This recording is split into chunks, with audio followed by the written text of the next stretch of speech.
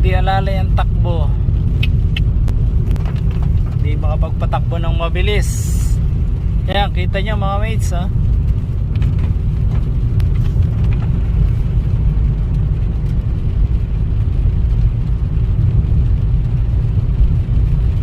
Kanina maaga pa dumaan kami dito, hindi pa bumabagsak yan, nakalusod kami. Pero pagbalik namin, eto ganito na ang itsura ng kalsada. Ay, kita nyo yung mga dahon, no? Mga ano ng kahoy, namumuti, lalo na dun sa banda unahan. Hindi ko na i-video, talaga kapal yan, no?